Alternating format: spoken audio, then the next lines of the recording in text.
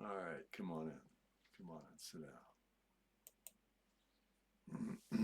All right, got a little message to share with you. Relates to the shadow side of the beautiful woman. Okay, the shadow that she carries. It's something that I want to speak about today, but it's something tender. Yeah, something rarely acknowledged, something that lives in the quiet corners of the inner life of many women who grew up being seen as beautiful. Not the outer life story that the world tells about them. No. Not the poor me, men won't leave me alone narrative, not the surface level sympathy. No, I'm talking about the shadow, the part she doesn't show, and the part she doesn't talk about, and the part she carries alone. And in Avalon, we don't shame the shadow. We bring it into the light so that it can soften, release, and return to the truth. Yeah. What truth? Your truth. So, where does it all start? The shadow begins in childhood, when a girl grows up being treated as special for her appearance, when adults, peers, and strangers respond to her outer life because they never met her inner one. She learned something very early. Man, my beauty has power.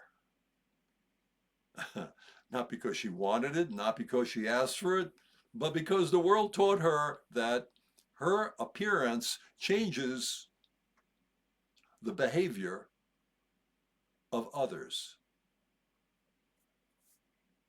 And when you learn that as a child, you don't understand it. You just adapt to it. So you develop strategies, charm to stay safe, and distance to stay in control, and sharpness to protect your boundaries, and emotional armor to avoid being consumed. You know, these are not flaws, these are survival patterns. But survival patterns have shadows. Yeah. And they have, for this reason, many complicated feelings toward attention. When a woman spent her whole life being pursued, idealized, and projected onto, she develops complicated feelings toward the attention she receives. Sometimes it feels flattering, sometimes it feels exhausting, sometimes it feels intrusive, sometimes it feels like pressure, sometimes it feels like a burden that she never asked for. And sometimes it awakens a quiet resentment, not toward men as a whole, but toward the dynamic she's been trapped in. A dynamic where she is seen before she is known, desired before she is understood, and approached before she is respected. That resentment can twist into a defensive sharpness, a protective anger, and a habit of pushing people away before they get too close. This is not cruelty, this is fatigue. Yeah, yeah. So here we have the shadow side that she doesn't talk about. See, there is a part that she rarely admits, something she uses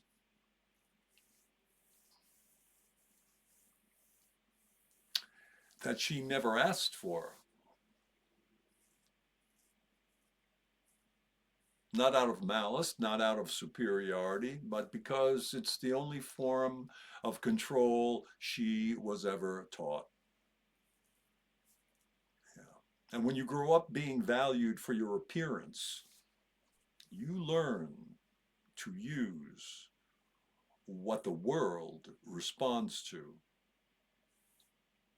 But down deep, she knows when she uses charm instead of truth. She knows when she uses distance instead of vulnerability. She knows when she uses sharpness instead of boundaries. She knows when she uses emotional power instead of emotional presence. And that knowing, that quiet awareness is heavy. And it weighs on her. And it disconnects her from her softness. And it keeps her from her inner life. And this is the real burden.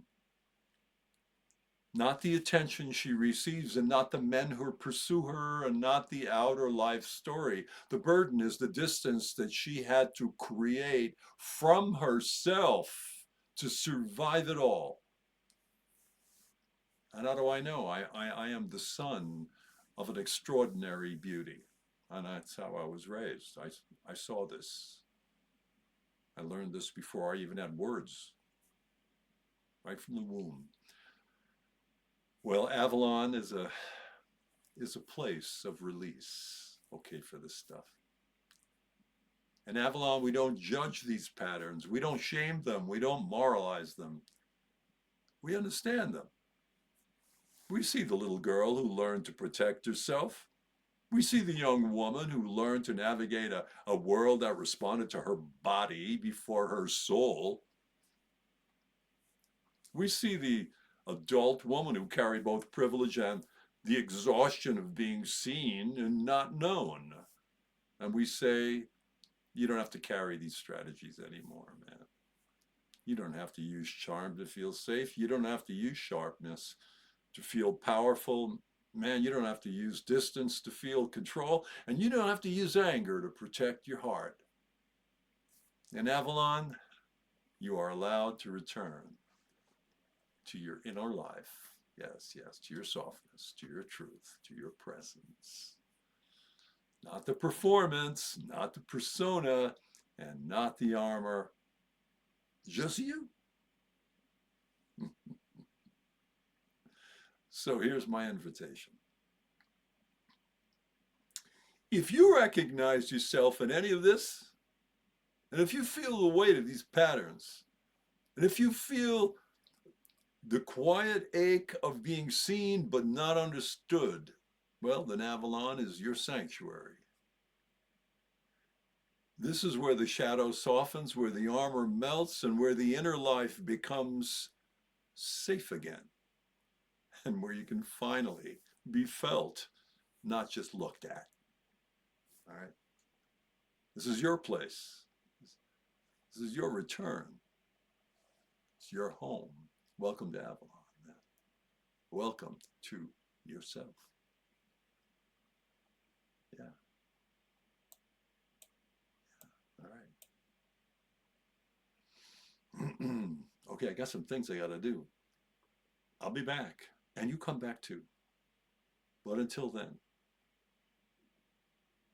remain in peace.